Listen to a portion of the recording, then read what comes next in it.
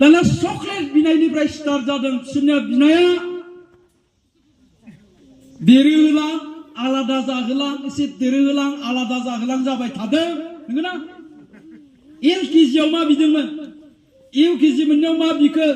class 1 मोननायाव मा बिखो क्लास 2 आव मा बिखो क्लास 3 आव मा बिखो क्लास 4 आव मा बिखो सोंनाय एसे माबा खालामनाय साननानै नायनाय क्लास 6 मोननायाव मा बिदों क्लास 7 आव मा बिदों क्लास 8 आव मा बिदों क्लास 9 आव मा बिदों बिनाया सोलायबाय थादों जेला क्लास 10 मोनबाय एसे लोगोफोरजोंबो गिदिंला गिदिंलि जाबाय सोरबा लोगोफोरनि बाइकखौबो नुबाय एसे एनै गाखोज्रांनोबो मोनबाय क्लास 10 मोननानै मेट्रिक फाइनाल लिरनो गोनाङाव मा होनखो फिसालाया हायले नम दम दम दम दम दम दम दम मा होनदों नम दम दम दम दम दम मा होनदों मोजाङै बुङामोन माजालाय बाइक नांगौ नङाबा आं दं फरिखा लिरनांगौ बाइक नांगौनो फरिखा लिरला मेट्रिक फाइनाल लिरनो गोनां गथ'आ मानो नांगौ फरिखा लिरग्राया दरजा फांथे सब दरजा फांथेनानै थाबाय थैनोसै आं होननानै फुङावबो ओंखाम जायासै सानसुआवबो जायाखिसै मोनायावबो जायाखिसै दरजा फांथेनायानो फांथेनाय बिमाया दरजा उबाबो सिखारला ओंखायनो मोनायाव बिफाखौ बुंबाय बाइक बायना होदो नोंसानोनो बाइक नांगौ फरिखाबो खाथि जाबा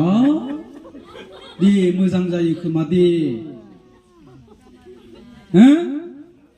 अखानायै सोरांबाय थेवबो सिखाराखै थेवबो दरजा खुलियाखै बिफाया मानि बाइक बायनाय गैया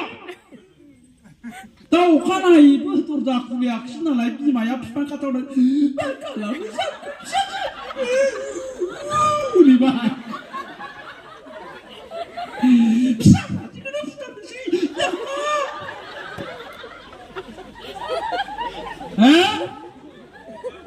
उपाय गैया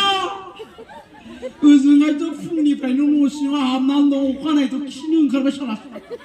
बेटाया न' सिङावथ' खिनो हाला लासै गबज्रब गबज्रब बारिखौ फुटखिनानै खोथाफैबाय दानिया मोसौ फाननानै होफैबाय बाइक मोनबाय बाइकखौ कि न'आव साजायनो दोनो बाइकजों स्कुलाव थांनो होयोसै बाइकखौथ' न'आवबो साजायला बाइकजोंथ' स्कुलावबो थांनो मोनला ओंखायनो मा जाबाय बे स्कुलावबो थांला गिदिंथिंबाय थाबाय बाइक गोदान मोनदों KTM दानाथ' बर' सिख्लाफ्रा मा होनो KTMखौ KTM माने खारनायाव थिगसै मोजां हारसा हिनजावफ्रा मालाय KTMखौ कालि तय मरब होनना बुङो बर' हिनजावफ्रा आरो खारनायाव थिगसै मोजां KTMखौनो मोनबाय नालाय खारनायाव थिगसै मोजांखौनो मोनबाय नालाय गामिनि बयनिख्रुइबो समायनासिन हिनजाव सिख्ला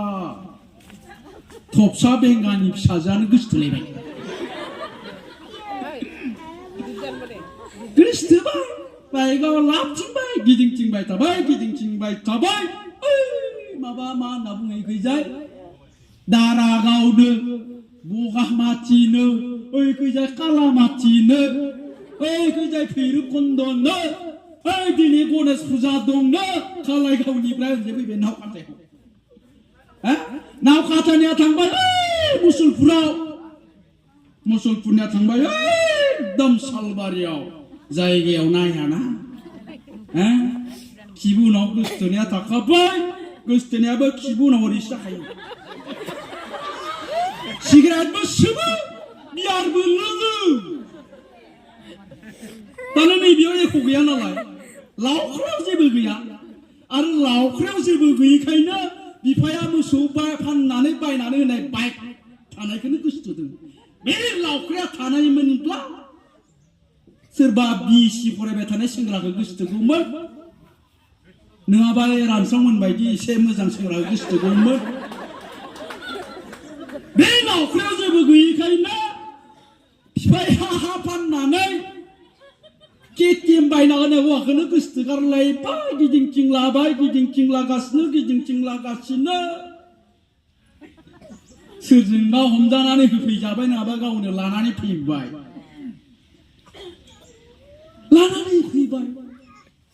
हाबाबो जाबाय 6 मास थांबाय 6 मासनि उनावनो KTM आबो ज्राव फानबाय मबाइलाबो ज्राव फानबाय बोसोरसे जाबाय गथ'बो जाबाय दुर्गा फुजा फैबाय फिसाइखौ बुंबाय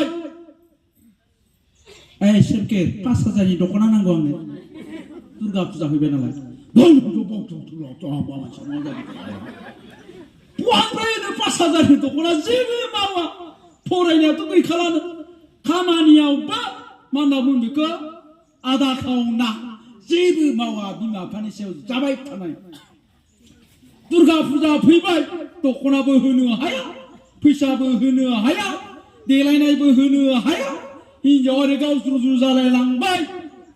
गावज्रुबाबो बेसेया गोसोआ ओरैजाय माने साननायफ्राथ' दा लाक्जारियासना मेटेरियलिस्टिक खमसे खम दाम गोसानि मबाइल गंसे थानांगौमोन खमसे खम फुजायाव 5,000नि दख'ना गाननो मोननांगौमोन खमसे खम आंनि मानि बेगाव 5,000 थानांगौमोन फुजायाव बेरायनायाव दा ओंखायनो मा जाबाय उफाय गैयिनि गामि खर'नि खावब्लाजों मोनाबा उसुबिदाखाय रायलायग्रा जाबाय खावब्लाजोंसो इदि रायलायग्रा जाबाय खावब्लाया बायना हरलायबा खावब्लाया हरलायबा जि बियो बेखौनो हरो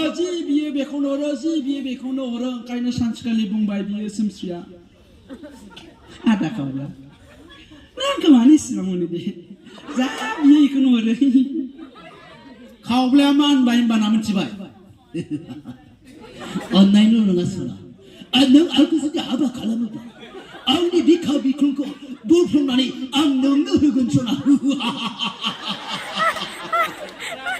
बेबायदि बुंबाय नालाय बिखा बिखुंखौनो बुफ्लंना होसिगोन नालाय 6 मास जास्लाबै गथ'खौनो गारनानै खावब्लाजों बहा खारलांखो फात्ता गैया गावा नागिरनानै ससियेल मिडियाआव बिमा बाबु बिमा नों बहा दं फैफिनदो ओजों मोनाखिसै गावा लोंनाया बारा जाबाय बुग्लब जाबाय लोंनाया बुग्लब जालांनानै दाखं जालांबाय सानसेखालि बैसागुआव लोंनायावनो बारा लोंनानै सान्दुं गोसायाव दुब्लियाव उन्दुना थानाया सान्दुंजों रानथाबनानै फैबाय नालाय सोमखोरा अबस्थाया ओरैबायदि जादों